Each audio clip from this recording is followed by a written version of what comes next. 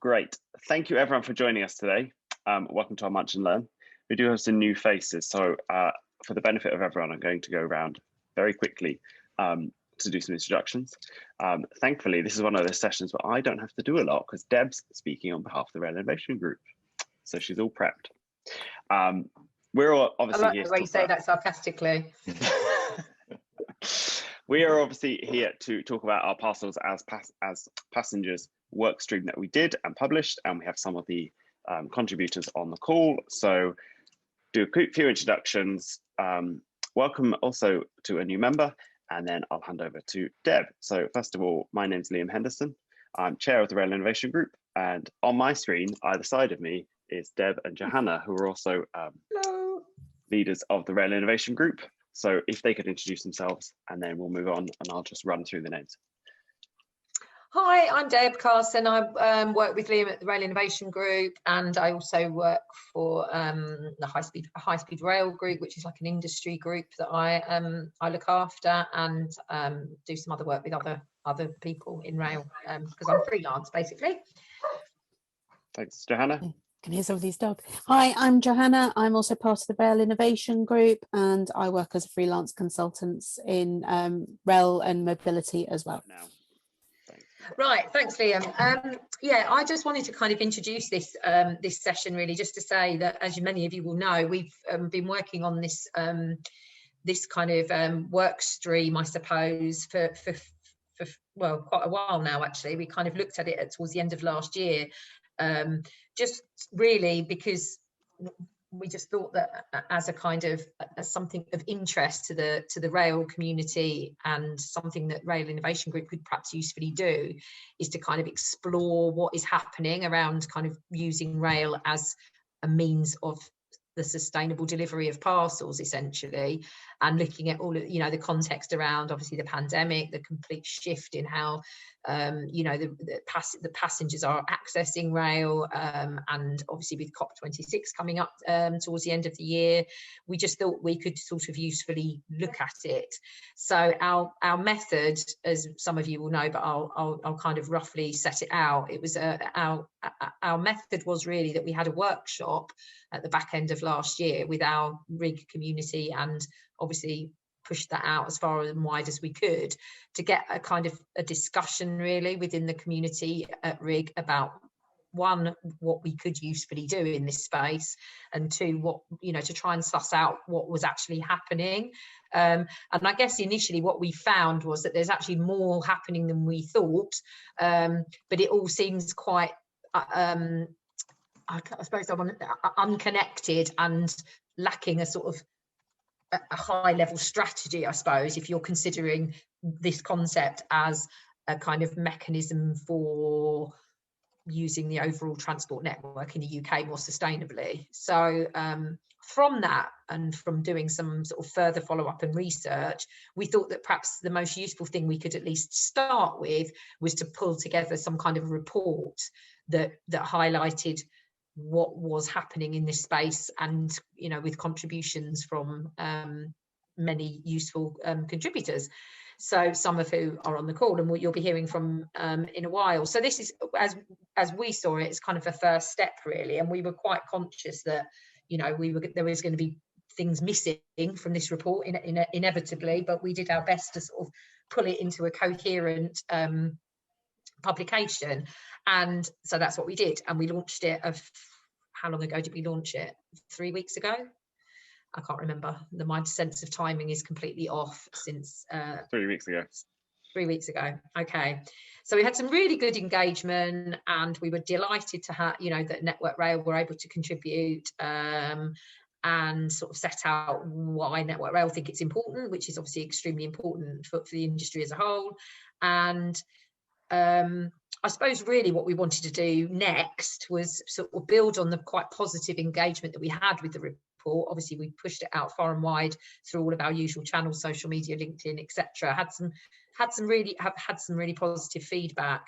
So I think today's session is going to be a useful session in that Alan is going to speak to us in a minute about well, probably touch on the kind of key themes from his extremely helpful contribution that he made to the report, but also I know he's got another couple of things that have happened since that contribution that he wants to talk about.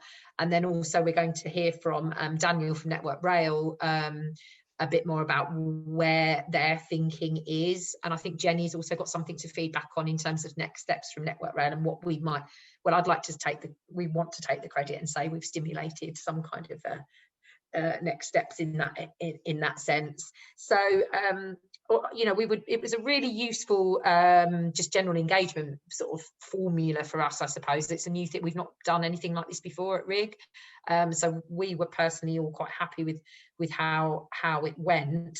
And today I think once we've heard from those couple of contributors that I mentioned, I think it would just be really useful for us to have a general discussion with the people on this call about what we think should happen next, and how, if there's anything that the Rail Innovation Group can usefully do as next steps to kind of I don't know, keep the momentum going, I suppose, around what's happening in this space.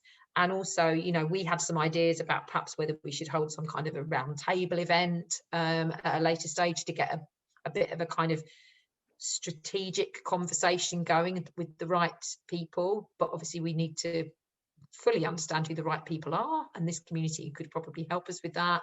So there's a number of things, but we're trying not to be too prescriptive about that, because obviously that's why we have these kind of sessions, to see what the RIG community thinks of that. So that's all I'm going to say for now. I mean, if any of you haven't seen that report, please put your hand up or put something in the chat, and I will, you know, send that out, or Liam can send it out at the end to this list, because obviously there's often people that jump into this community that we haven't seen before. So but I'm going to pass you over to Alan now, because I think Alan's can usefully kind of set the scene from a kind of logistics and rail perspective. Thank you, Deb. Hope everybody can hear me and see me. So I'll just introduce myself. Alan Braithwaite. I'm the long-standing logistics professional, semi-retired, but I am now the chair of the Chartered Institute Logistics Freight and Logistics Policy Group. It's a real mouthful, that. And I'm also a director of ecargobikes.com. So you have to bear in mind I'm declaring an interest. But I'll start with my Freight and Logistics Policy Group interest, and we've got a fantastic group of experts that come together to consider the future of freight, frankly, across all modes. And if you haven't seen it, we published our Route to Zero report and recommendations in the early part of the year, January, I think it was. But like Deb, I'm struggling to remember dates now. That gave 21 policy recommendations, and 5 of those knit together to point to a new business model for parcels as passengers. So I was just going to cover those. So recommendation 7, e-cargo bikes should be supported, but e-scooters should not be permitted on footways. Recommendation 9, all home deliveries should be undertaken by electric vehicles by 2030. That's not very long away now. Recommendation 11, a rolling program of rail electrification should be implemented to cover the remainder of the network that's not, and should cover freight as well, obviously. Recommendation 14, local authorities must prepare active travel plans that take account of the needs of servicing, delivery, emergency access, and disabled people by 2025. And finally, number 17, governments should support modal shift to rail freight with targeted interventions. So a huge document, a major piece of work that brought together a whole range of interests across the Institute, and really pointing to the massive challenge for freight and logistics on decarbonisation within the timelines. So non-trivial effort. So we had a meeting just the other day, and the experts in rail, and I'm not one of those, expressed delight at the recent Williams report proposing GBR. So that got a big tick in the box, particularly the electrification of the remaining rail infrastructure. And we're very pro that, because we think a lot more consumer goods can travel by rail, regardless of whether it's on a passenger train or not. And also that freight is being protected as a priority. So we've big thumbs up for that. It's fantastic. We recognize that local authorities are redesigning their streetscapes, and that they do understand the need for delivery and servicing plans. From the context I have, very often and not a clear picture of how freight and logistics sector can be supported and respond, because there are lots of conflicting signals. So there's a bit of a deadly embrace there. And of course, the pandemic promotion of active travel has taken road capacity out, and people operating trucks and vans are actually increasingly upset. With my bike hat on, actually, we're quite happy about that, but we won't go there too far. So there's a sense that it's all paralyzed into inaction based on a range of options, and the conclusion we've reached is there's not a silver bullet. There are different solutions to different sectors. Some work we found from Amsterdam, the Amsterdam Technical University, suggests that 10 to 15% of van traffic could be replaced by cargo bikes. And the upper end of that would mean 600,000 vans off the road nationally, which is more than the odd one or two. But that requires new networks. If that capacity is going to interact, it can't function with the stem distances and the consolidation or lack of it that currently goes on. So we have to think about new networks. And that's what we've been doing. And I put my e-cargo bikes hat on.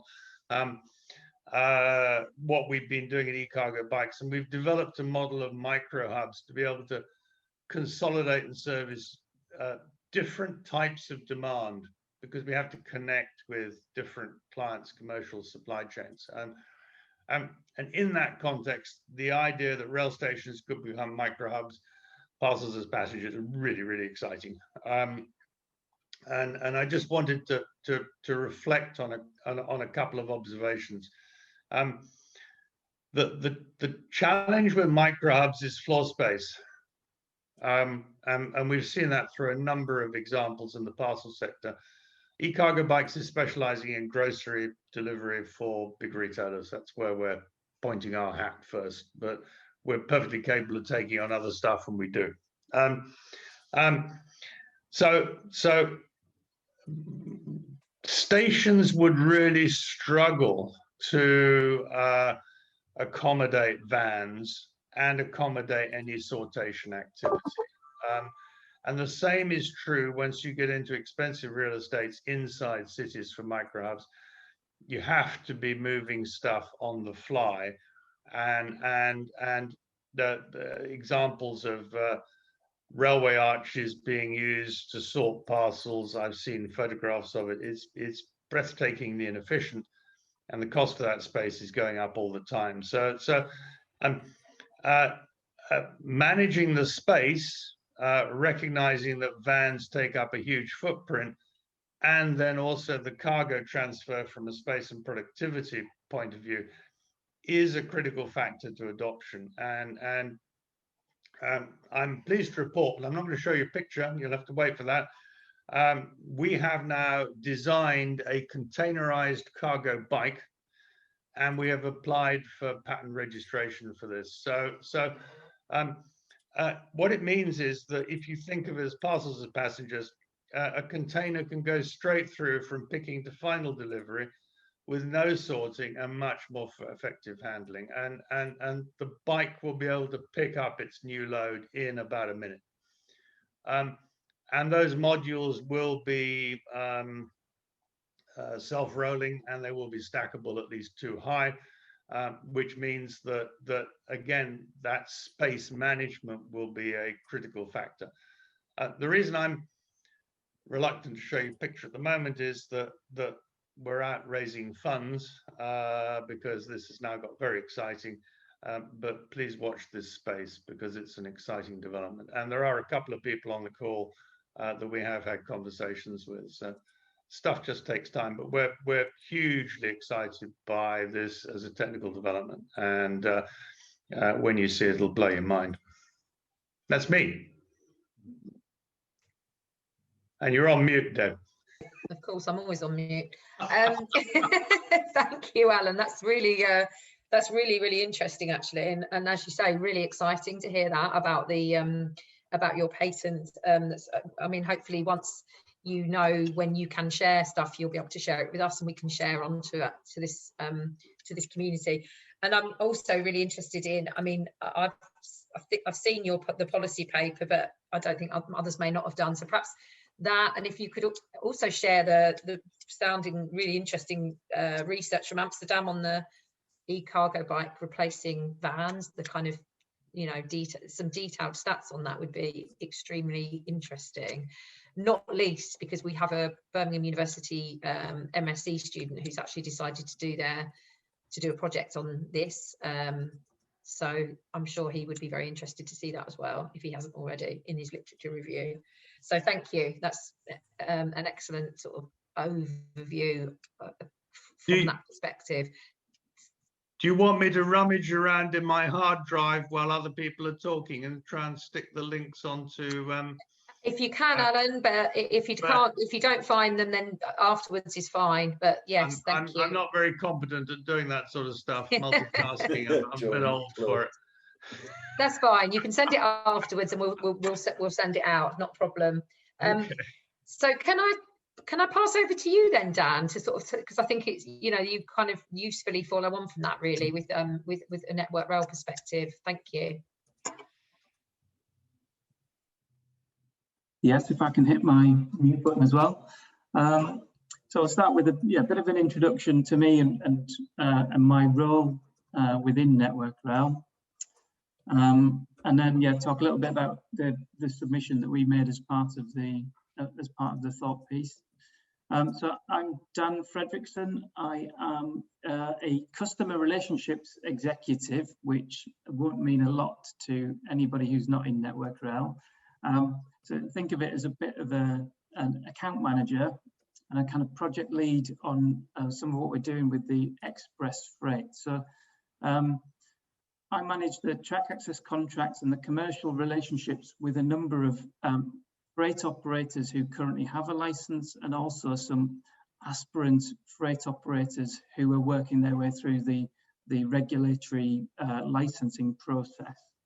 So additionally to this sort of commercial element to what I do, I've also got a broader remit for supporting those with an aspiration to operate high-speed logistics on our network, such as getting involved with assisting in the slightly complex world of developing timetables and train slots within the timetables, navigate the various other external sort of agreements that are required between operators, potential operators, and other parties in the industry.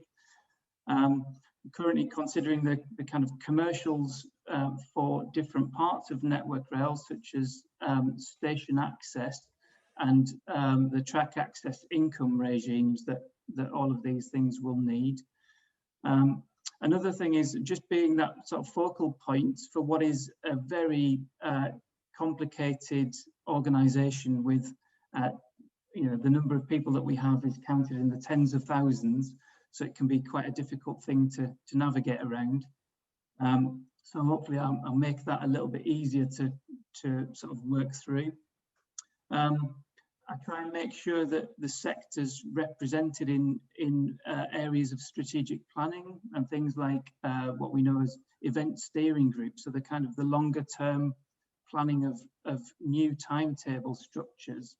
So it's really important that we get some of the people on the call today invested and engaged in some of these processes, because they're really important in determining future available capacity for this kind of market. So since I've been in this role, it's a newly created role that I started in January of this year. It's also been an opportunity to kind of champion the sector internally and highlight where there might be some blockers to entry, and just try and work to alleviate some of those. So whilst I'm fairly new to this role, I think, and I'm kind of new, and I don't claim to be an expert in the logistics market. It's something that I'm trying to learn as fast as I can. But I've got years of experience working across Network Rail to deliver for charter customers and also aspirant open access customers. So I've got a large part of my background is in the kind of timetable and development side of things. So when I first got into the role, I learned as much as I could about what was happening in this area, and in order for me to try and discuss it and break down some of the kind of barriers to people engaging with it internally, I started to think about, well, what are the different sort of modes of high-speed logistics that we're talking about here? And we came up with these ideas of well, the express freight as passengers, which it's not a new thing clearly, where we've had people doing this kind of thing for a number of years, but it's new to a lot of people across Network Rail. So that's the kind of the limited scale parcels on seats and tables in existing passenger trains, which there's a lot of potential there to operate kind of throughout the day. Then there's the interurban express freight, which is the kind of the movement from distribution centres to major train stations, or from major train stations to other major stations. And this has I think this has a lot of potential for both the decarbonisation agenda and also additional revenue streams for us as an organisation. And I'll come on to some of the work that we're doing in that area shortly.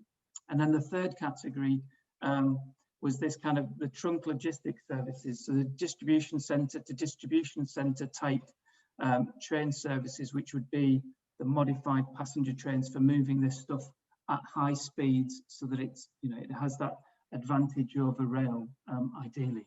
So so these were useful distinctions for me, at least, and it helped to I think move the conversation on internally and get people thinking about these different modes. So it's not express freight or high-speed logistics isn't one mode of transport.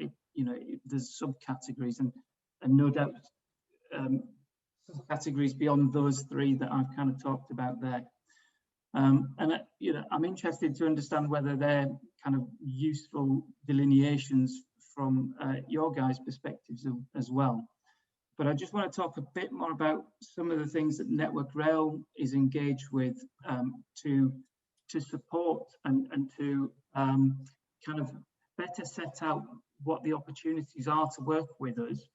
So one of the things we're doing is we're undertaking a review of Network Rail stations to understand what space is currently available at our managed stations, and what we could do to develop our stations to accommodate, or make it easier to accommodate, a greater level of high-speed logistics into our sort of major stations, and especially there's a lot of interest about what we could do in various London termini to have that kind of bring the parcels close to the end customers, and to have a really decarbonised end-to-end journey for the parcels. We're also looking into the possibility of dual usage amongst some of our heavy freight sites, or what we might consider kind of heavy freight sites. So where we've got aggregate terminals in and around the capital. Many of those are noise restricted during the night time, And so there may be opportunities for having kind of dual purpose where logistics operations use some of these freight sites for low noise activity when we can't do the kind of aggregates work that can only happen during the day. Some of the other things, it's interesting, Alan mentioned the micro hubs. So as part of our freight estate, we're seeing what the opportunities would be for some rail connected micro hubs, and especially around the London area. So there's a lot of the groundwork happening at the moment, and I think we do have the next few months will be interesting to see what we deliver through some of these projects when they become more and more developed and we're able to share more of the detail of them. I think there are some opportunities for you guys to help us to focus in some of the right areas as well, because as I mentioned, capacity and time, space in the timetable has traditionally been a difficult thing to get a hold of. It's a precious commodity, and it's been harder and harder as we've had more and more passenger trains running around the network.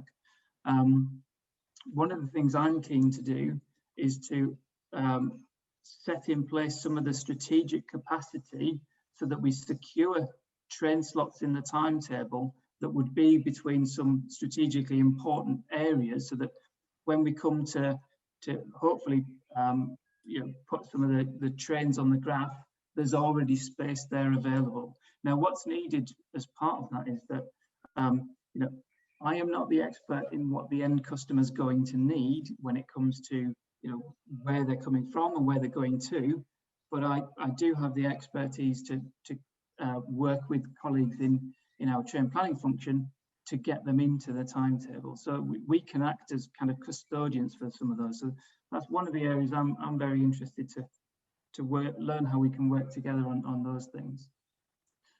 So that's a bit of a canter through me and my role, and some of the elements that we've contributed to the report, and at least one of the areas I think you guys can help me to focus my efforts in the right areas. Thanks, Dan. That was a really useful outline, and I just put into the chat actually while you were speaking those three kind of pillars, I've been calling them, because I'm trying to sort of align to the National Infrastructure Commission maybe. But yeah, I think that we felt they were really useful, but again, it would be useful to hear from others, because as with all of this, and as Alan mentioned, there's of course no silver bullet to any of this. There's lots of different aspects, and I think that's, to be honest, it feels like sometimes that's why it gets put into the sort of too difficult to kind of deal with box, or it has done in the past. But yeah, no, thanks. I think before, I know we wanted to hear a bit from Greg March, who obviously they're doing something in this area. But before we go to another kind of quick presenter, I'm conscious that I don't know how that's quite happened actually, because we're 45 minutes into this session. But does anyone at this point want to kind of say anything, or got any comments, or want to have the floor? Please do. Anybody? Greg, go for it. So sorry, I'm happy to say my bit, and then I think it might help kind of the general discussion afterwards. Yeah. I think it will touch on. So yeah, thank you all for your time here. So yeah, I'll literally canter through this in a minute if I can. I'm well rehearsed at doing this. So for those that don't know, Orion High Speed Logistics is part of our Rail Operations UK family. We've been working in this area for the last couple of years, kind of developing our rail concept. We've also made a significant capital investment, and that's principally in the conversion of former passenger units into freight carrying vehicles. So for those of you that like your classes of trains, we've got 319s, which are fully electric units, and class 769s, which are 319s with the capability of diesel as well, because unfortunately, whilst lots of the network is electrified and there's obviously ambitions to electrify further, some key diversionary routes and some key locations aren't currently electrified, and also not forgetting that a lot of terminals don't have electrification either, so you have to use a shunter, which adds cost and potentially emissions into the factor too. So that's all great, but kind of, you know, where have we got to? So as it stands today, we've got 2 units, one class 319 and one class 769, that have all been converted at Eastleigh. A third unit, which is another class. Didn't see that. Another class 769 is due out in the next week. So we'll have 3 units. Each unit is 4 carriages. Each carriage can take 12 tons of goods, and they can be formed together. So lots of opportunities. In terms of next steps for us, so we've already showcased the unit, our first unit, at a number of places. We've got quite a high-profile showcase event at London Euston happening in, I think, 3 weeks' time, which prospective customers, MPs, and a few of the great of the good in Westminster will be attending. So I think that's a real opportunity to highlight what can be done in the sector, and that's going to be followed by a showcase event at Daventry as well, which is a freight terminal for those that aren't aware. We're planning to do loaded trials in July between the West Midlands and Scotland, and all being well, that will then lead to the launch of a fully commercial service, which would operate 6 days a week. So that's all incredibly exciting. Just some general thoughts that hopefully generate some discussion. So I thought the report was really good. I think anything that publicises this market is extremely good and extremely welcome. I think the key challenges are, you know, is really how you get to the next stage, because we all know this is a great concept and it's a great idea, but quite clearly that's not enough, because if it was, the meeting today would be talking about the successes of how much we're moving by rail, and quite clearly we're not in that space here. And there's lots of reasons for that, you know, and a lot of it is also about rail being competitive with road and being able to do all the things that road can currently do at a price that is attractive. Because unfortunately, as green and as much as modal shift does contribute to kind of decarbonisation, ultimately there has to be other reasons for people to switch. They won't, businesses are businesses, and they won't just do it because it's the right thing to do. So I think that there's a bit there to kind of make sure that rail can bring down its costs and be competitive. Dan's touched on the work about looking at capacity. That's absolutely critical. So our units can operate up to 100 miles an hour, but you ultimately, to make full use of that, you need quality paths on the network, and that's where, you know, there's a real opportunity to do what road can't do, particularly if you're going, for instance, between the Midlands and Scotland.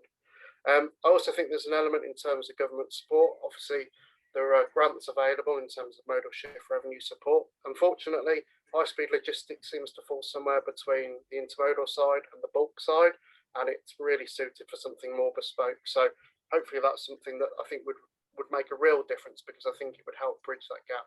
And I guess I'll finish by saying that, and it's something that Phil Reid from Veramis mentioned in his interview in the report, and that's really about changing mindsets. And the best way of doing that is physically running something. You know, we've spent years and years and years talking about what a great concept and what we could do, but actually it's never really progressed beyond that. I hope is that obviously now we've got the units, we can demonstrate them and we can physically run them today. The first time those services run with parcels on them will be a game changer, because suddenly it'll be something that is a physical reality and something you can see on a daily basis. And I think that will go a significant way to encouraging others to look at the market and to engage. But it's all really positive. I think, you know, it's great that there's interest. It's great that we've got Dan on board at Network Rail and others are interested. And I think, yeah, I think the future's exciting. And I think also, you know, it's a big enough market that you know, that it can kind of handle the lots of different interested parties who are looking to do this.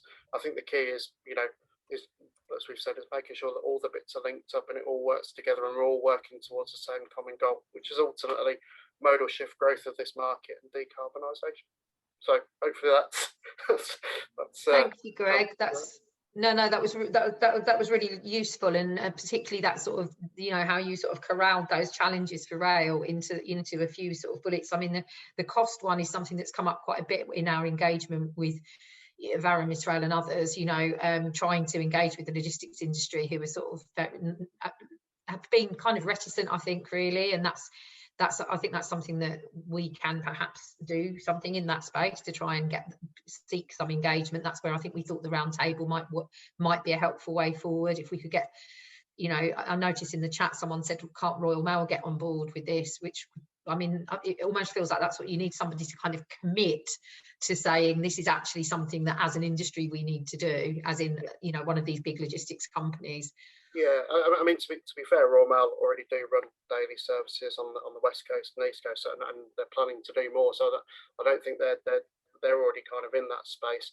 Yeah, I think they're obviously a very different operator to private logistic firms, and yeah, I think, you know, one of the challenges is integrating rail into an established road distribution network. I mean, if you ever order something off Amazon and look at its journey, it'll go on quite a complex different route, but there's a reason it does that, and because it fits in. So one of the challenges is ultimately working out how rail, in its kind of almost bespoke nature, can do the best thing it can do, which is moving goods at high speed, yeah, and taking lorries off the road. It's also worth mentioning though that there is going to be, and there already is, a HGV driver shortage. yeah, we're already in that space, and that, you know, whilst it presents its own challenges, it also presents an opportunity for rail to kind of pick up some of that slack. yeah. And that's something that could be, you know, really worth exploring.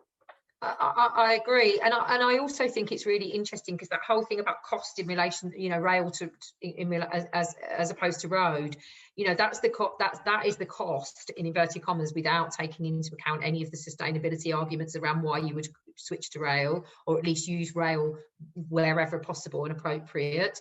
And I think it's quite interesting when you think about consumers in this whole space, because actually I think consumers generally have kind of shifted quite a lot in what they expect from certain brands and what have you. I mean, Jenny and I were on a call, so Jenny will have already heard this this anecdote that I was speaking to the MSc student yesterday. But you know, a brand like Victoria Beckham, for example, used to deliver their very expensive handbags in a private Range Rover, because that was kind of considered to be, you know, part of the, you know, if you're paying £3,000 for a handbag, look, you're also getting it delivered in this very flash car. Now, I mean, obviously I don't know Victoria Beckham, but I would imagine that now that would not be something that her brand would want to be connected with. Actually, you know, they've gone in a very different in a very different route. You know, her beauty is all very clean beauty, sustainable packaging, etc., etc. So, you know, actually for certain brands it would be really interesting to see whether this is something that they could kind of push as well, you know, as part of their kind of offer to consumers is, look, do you want your stuff to be delivered in a diesel chuntering van? Because actually what we're doing is we're using sustainable logistics. And I think that's quite an interesting aspect to this, because I think actually, you know, the green pound, or whatever you want to call it, is really important in this space. Jenny? I mean, I think there's some real work for us to do in connecting with local councils, because traffic congestion and air pollution falls within council responsibilities, and particularly the combined authorities in major cities where the air pollution regularly exceeds toxic levels, according to World Health Organization guidance. I mean, we are seeing the introduction of clean air zones across the UK over the next 12 months. Several of them have been delayed due to COVID, but the Birmingham one came into force last week. Manchester won't be far behind. So it's very difficult to say that you're going to implement a clean air zone and then allow loads of diesel powered vans to drive around your city delivering things. I agree. Tony? Yes, thanks, Jenny. I would ask the experts here today what their thoughts are on two issues. One is that freight is always battling with the very, very powerful road lobby at Westminster. And very much rail has got rail freight has to do the whole thing on its own. I don't think you're ever going to get much sincere government backing for freight on rail. It's just token sort of offerings. And I really think that the consideration also of when we have these new distribution centres built, they seem to target a very busy motorway junction, and they don't particularly consider a railhead. And the railhead is the important part of all this. You can have much faster distribution, end-to-end distribution on the rail situation, but the last mile logistics are the problem, and it's not helped by having these distribution centres targeting motorways rather than railhead. Agreed, Tony. Thank you. Can I let Alan? Did you want to respond to that, Alan? I'm back. Yeah, I just wanted to say that the DFT now has a future of freight team which is working, and we interact with that team, and we actually had a member of that team on our last meeting. So we feel that freight is now getting a priority that it didn't, say, 2 years ago. So I'm much encouraged by that. I would agree with the issue of bridging to local authorities, because they have neither the expertise nor the resource, and they're under huge pressure to commit to timelines on air quality and all the rest of it. So it's almost inevitable there are going to be some unintended consequences. The other thing I wanted to add was that we spent a lot of time at our meetings talking about the hydrogen lobby, because all the academic work that's been done, there's an organization called the Centre for Sustainable Road Freight at Cambridge University, which is a collaboration with Cambridge, Heriot-Watt and University College London, have really shown the energy inefficiency of hydrogen. But that lobby is then advocating catenaries for trucks on motorways, and nobody can get their minds around that either. So there is a massive lobbying effort going on for these alternative solutions, and the thing that isn't coming through yet, and we're working on it, is the huge potential with proper land use planning, to Tony's point, to move more freight onto rail. That requires the terminals, it requires the train paths, but in the context of the long distance trunking particularly, we see that as a major release of motorway capacity, and will allow people to delay the investment in things like catenaries. So that's an immensely complicated string of arguments, and to be frank, we're not confident that those choices are being properly articulated. So our solution is to keep banging on about it.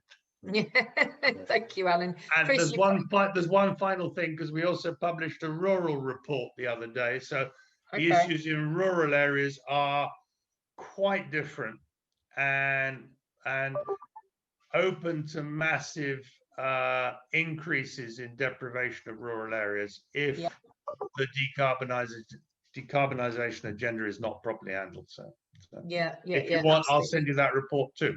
Yes, please do. Chris, you've got your hands up. We need to probably draw this to a close, but you can have the last say. Yeah, thanks, Dave. I was going to say I'm conscious of time. I was just wondering if there's anything we can do to prove this as a concept really quickly. And what I'm getting at is a majority of international freight into the UK at the minute is belly hold on passenger aircraft. Now, the advantage you have of that's generally Parcels, ASOS Parcels or Amazon Parcels. The advantage you have is on an aircraft, you already have the belly, you have a discrete area for freight or things. Passenger trains necessarily don't really have that, unless you look at things like a 390, things that do go up and down the country quickly. They have a huge area in the driver's section, which is usually used for bikes. So is there an opportunity for when there's no bikes booked on, and they only allow 2 per train, so realistically one end of the train is always empty, is there a way we could very quickly prove this concept, maybe get some sort of logistics contract or parcel contract in to show that this does actually work? Because then you've not really got the issues of railhead and stuff either, because them trains you can roll on, roll off cages at terminals anyway, because that's what they do to get the rest of the kit on the trains. So I'm just wondering if that would be a way forward to prove this and actually get the ball rolling. Yeah, no, that's a really good point. And I don't know, Jenny, you were nodding. Did you want to come back on that, or should we just kind of? Only to say that the Parcels as Passengers report has got a number of current examples of people doing that, and that shows how they have squared those particular challenges and where they've found space on the rolling stock. Mm. Could I just come in very quickly at the end? Sure. Just bearing in mind that, as I said at the start, we'll have a trial unit ready by July. So similar to Greg and Rog, certainly that will be the time, as they're doing, to really prove the concept. So as Greg said earlier, until you get something out on the network and actually put cages or whatever on these trains, you're not going to get parcel companies signing up. I mean, and quite rightly, why would you change your model to trains without proving it? So, but like Greg says, I think we're excited by it. I think once we get trains out there and prove it and the reliability of trains stacks up, then it will kick on. But so we're looking forward to the rest of this year, and I think we're in a good place. But going back to the point around, locations around motorways, I mean, there are obviously hubs around some of the big warehouse facilities such as iPort Doncaster and Derft in Daventry. So yes, they may not be fully electrified, but that is a start. Certainly the idea would be to prove the concept as is with electric trains, 100-mile-an-hour electric trains, but in due course potentially have the ability to go in and out of more hubs, which obviously makes the concept more practical and commercially attractive as well. So yeah, let's just hope it all goes well, and then we can have some more positive discussions later this year. Absolutely, thank you, Sam, and that's a good place to stop, I guess, because we've just about gone over our time.